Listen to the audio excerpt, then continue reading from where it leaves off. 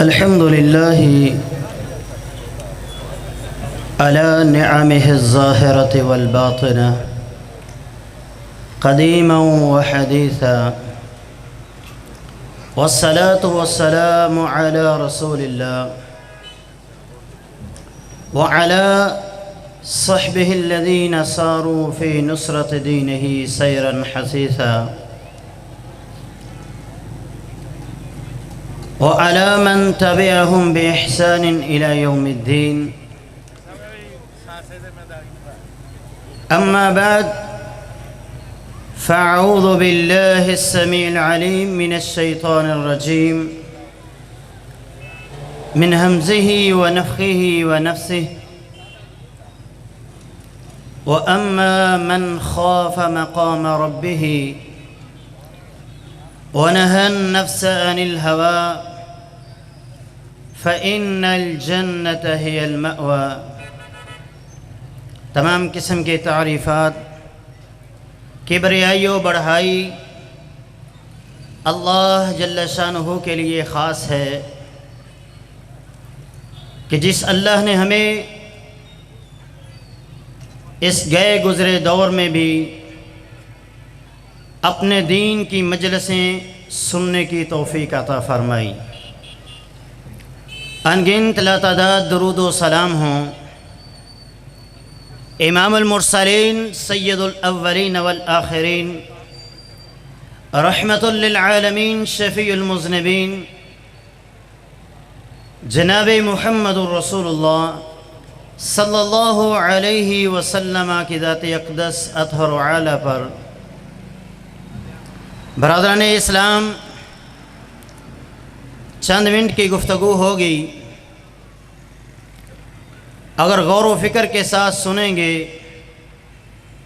تو انشاءاللہ العزیز اللہ کی توفیق سے دل سے نکلی ہوئی بات دلوں تک ضرور پہنچے گی. اللہ تعالیٰ کا ڈر اور خوف یہ بہت بڑی اللہ تعالیٰ کی نعمت ہے. اگر اللہ کسی بندے کو عطا کر دیتا ہے، کتنی بڑی یہ اللہ کی نعمت ہے کہ اگر کسی کے پاس اللہ کا ڈر اور خوف نہ ہو تو وہ انسان ہدایت حاصل نہیں کر سکتا. قرآن مجید فرقان حمید خالق ارض و سما نے ارشاد فرمایا، الف لام میم ذالک الکتاب لا ریب فیہ ھدی للمتقین. لوگوں، یہ قرآن ہدایت ہے، لوگوں کو ہدایت کی طرف بلاتا ہے. لیکن کن کو بلاتا ہے؟ جن لوگوں کے دلوں میں اللہ رب العالمین کا ڈر ہوتا ہے. یہ قرآن اس پہ اثر انداز ہوتا ہے. نبی کا واعظ یا واعظ کرنے والے کا واعظ اس پر اثر کرتا ہے جس کے دل میں اللہ رب العالمین کا ڈر ہوتا ہے. سورہ یاسین ہے، رب العالمین نے ارشاد فرمایا، انما تنذر من اتبع الذکر وخشی الرحمن بالغیب. اے میرے محبوب، آپ صرف اسے ڈرا سکتے ہیں، آپ کا واعظ صرف اسے فائدہ دے سکتا ہے جو اللہ رب رحمان سے ڈرنے والا ہوتا ہے. اللہ تعالیٰ کا ڈر اور خوف یہ بہت بڑی اللہ تعالیٰ کی نعمت ہے جس انسان کو اللہ تعالیٰ عطا فرما دے. حدیث قدسی ہے، رب العالمین نے ارشاد فرمایا، وعزتی لا اجمع علی عبدی خوفین مع امنین. مجھے میرے عزت کی قسم، یہ کہنے والا کون؟ خالق ارض و سما ہے، اس کائنات کا خالق و مالک ہے. اور کیا کہہ رہا ہے؟ مجھے میری عزت کی قسم ہے، لا اجمع علی عبدی خوفین و امنین. میں اپنے بندے پر دو خوف اور دو امن کبھی جمع نہیں کروں گا. کیا مطلب؟ خود رب نے اس کی وضاحت فرمائی. کہا، اذا خافنی فی الدنیا امنتہ فی الآخرہ. جب میرا بندہ دنیا میں مجھ سے ڈر جائے گا، قیامت کے دن میں اللہ اس کو گھبراہٹوں سے امن عطا کر دوں گا۔ اور قیامت کے دن کی گھبراہٹ کیسی ہے؟ خالق ارض و سما سیدنا آدم علیہ السلام کو بلائیں گے اور پوری کائنات کے سامنے انہیں یہ حکم دیں گے، اے آدم اپنی اولاد سے جہنم کا حصہ نکال دو۔ سیدنا آدم علیہ السلام اللہ سے عرض کریں گے، اے میرے خالق و مالک بتا میں اپنی اولاد میں سے جہنم کے لیے کتنا حصہ نکالوں؟ خالق ارض و سما اعلان فرمائیں گے، اے آدم اپنی اولاد سے 1000 بندوں میں سے 1 بندہ جنت کے لیے اور 999 بندے جہنم کے لیے نکال دو۔ خالق ارض و سماوات جب یہ بات کہیں گے، امام الانبیاء نے فرمایا اللہ کا قرآن کہتا ہے فَكَيْفَ تَتَّقُونَ إِن كَفَرْتُمْ يَوْمًا يَجْعَلُ الْوِلْدَانَ شِيبًا۔ وہ وقت کیسا ہوگا کہ جب اللہ یہ بات کہیں گے کہ 999 بندوں کو جہنم کے لیے نکال دو، 1 بندہ جنت کے لیے نکال دو۔ فرمایا دودھ پینے والے بچے اس بات کو سننے کے بعد بوڑھے ہو جائیں گے۔ کس قدر گھبراہٹ والا وہ دن ہوگا۔ اللہ فرماتے ہیں میرا بندہ اگر دنیا میں مجھ سے ڈر گیا، اذا خافنی فی الدنیا امنتہ فی الاخرہ، میں قیامت کے دن اسے امن عطا فرما دوں گا۔ اور جو دنیا میں مجھ سے نہ ڈر ہو گیا، وَإِذَا عَمِنَنِي فِي الدُّنْيَا أَخَفْتُهُ فِي الْآخِرَةِ، اگر میرا بندہ دنیا میں مجھ سے نہ ڈر ہو گیا، بے خوف ہو کے زندگی گزارتا رہا اور اس نے میرے حکموں کی کوئی پرواہ نہ کی، اپنی منمانی کرتا رہا اور اپنی منمانی کرتے ہوئے اس دنیا سے میرے پاس پہنچا، فرمایا اخفتہ یوم القیامہ، جب میرے پاس آئے گا تو میں اس کو قیامت کے دن ڈراؤں گا۔ اللہ رب العالمین ہمیں قیامت کے دن کی گھبراہٹوں سے محفوظ فرمائے۔ اس کے لیے ضروری ہے کہ دنیا میں اللہ کا ڈر اور خوف انسان پیدا کر لے۔ وَأَمَّا مَنْ خَافَ مَقَامَ رَبِّهِ، کتنی بڑی یہ رب کی نعمت ہے کہ اگر اللہ کا ڈر اور اللہ کا خوف کسی انسان کو نصیب ہو جائے، جس کے دل میں یہ خیال پیدا ہو گیا کہ کل قیامت کے دن مجھے رب کے سامنے کھڑا ہونا ہے، مجھے رب کے سامنے اپنی زندگی کے ایک ایک پل کا حساب دینا ہے، مجھے اپنی جوانی کا حساب دینا ہے، مجھے اپنے لڑکپن کا حساب دینا ہے، مجھے اپنے بڑھاپے کا حساب دینا ہے، قیامت کے دن مجھے اپنی زندگی کے ایک ایک لمحے کا حساب دینا ہے۔ میرا رب مجھ سے پوچھے گا، اے انسان، اے ابن آدم بتا تجھے میں نے زندگی دی تھی، تو کہاں صرف کر کے آیا؟ تجھے زندگی کا ایک بہترین حصہ دیا گیا، جوانی دی گئی، یہ جوانی تو کہاں گزار کے آیا؟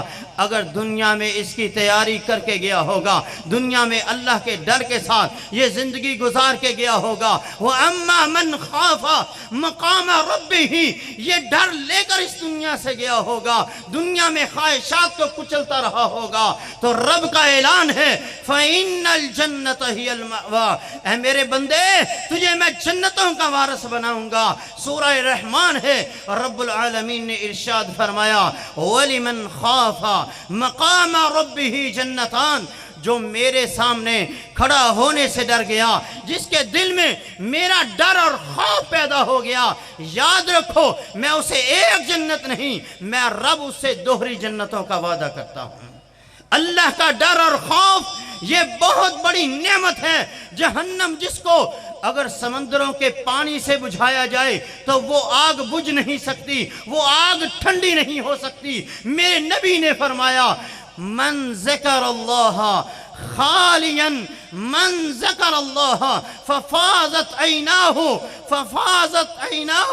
اس کی آنکھیں بہہ پڑتی ہیں، رب کو یاد کرتا ہے، اللہ کے ڈر کی وجہ سے اس کی آنکھوں سے آنسو نکلنا شروع ہو جاتے ہیں، حتی اصیب الارض من دموعہ، اس کے آنسو اس کی آنکھوں سے نکل کر رب کی زمین پر گر جاتے ہیں۔ فرمایا میرا رب ان آنسوں کی اتنی حیا کرتا ہے کہ ان آنکھوں پر رب جہنم کی آگ کو حرام کر دیتا ہے۔ اور اگر بالفرض کسی وجہ سے وہ کسی اللہ کی گرفت میں آ بھی گیا، جہنم میں چلا بھی گیا، حدیث قدسی ہے، رب العالمین نے ارشاد فرمایا اخرجوا من النار، اخرجوا من النار، اے میرے فرشتوں جہنم سے اس بندے کو نکال لو، من ذکرنی او خافنی فی مقام، تو دنیا میں ایک مرتبہ بھی جس نے مجھ کو یاد کیا یا کسی ایک مقام پر وہ مجھ سے ڈر گیا، اس کو جہنم سے نکال لو۔ یہ اللہ کے ڈر اور خوف کا فائدہ ہے۔ ایک اور فائدہ بتانا چاہتا ہوں۔ قیامت کا دن ہوگا جب کوئی سایہ نہیں ہوگا، اللہ ذوالجلال والاکرام اس بندے کو اپنے عرش بری کا سایہ عطا فرمائے گا۔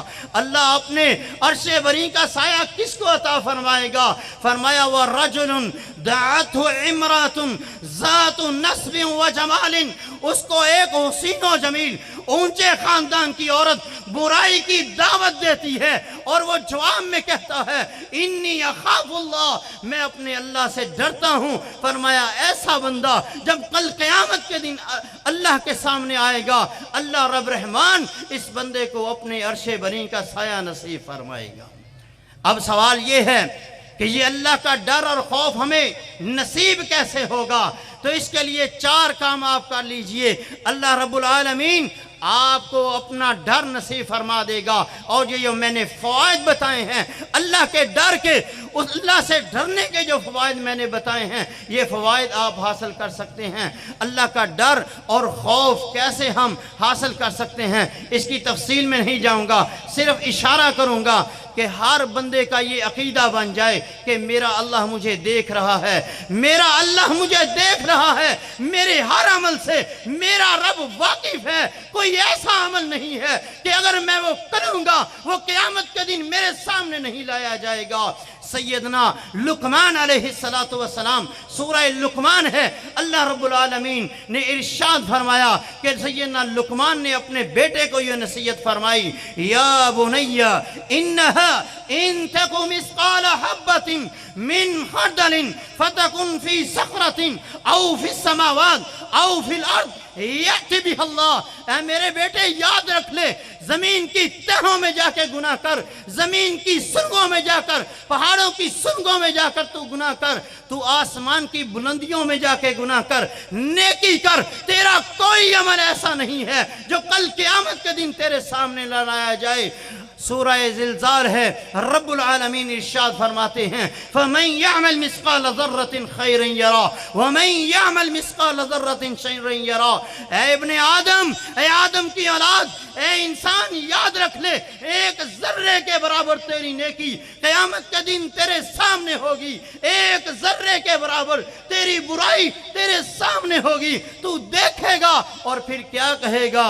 مَا لِهَذَا الْكِتَابِ لَا يُغَادِرُ صغیرۃ ولا کبیرہ۔ یہ کیسی کتاب ہے کہ جس میں میری زندگی کا کوئی عمل نہیں چھوڑا گیا، ہر اچھی چیز لکھ دی گئی، ہر بری چیز لکھ دی گئی، زندگی کا ایک ایک لمحہ، زندگی کا ایک ایک وقت اور زندگی کا ایک ایک عمل اس کے اندر موجود ہے۔ اس لیے میرے بھائیوں، قیامت کے دن آپ کی کتاب آپ کے سامنے ہوگی، آپ بھی دیکھیں گے، ہم بھی دیکھیں گے۔ اس لیے دنیا میں ایسی کتاب تحریر کروائیں، ایسی کتاب تحریر کروائیں، اور یہ کہ جو آپ کے لیے قیامت کے دن ذریعہ نجات بنے، جو قیامت کے دن جس کتاب کو دیکھنے کے بعد آپ کی زبان پہ یہ الفاظ ہوں وَأَمَّا مَنْ أُوتِيَ كِتَابَهُ بِيَمِينِهِ فَيَقُولُ هَاؤُمُ اقْرَءُوا كِتَابِيَهْ۔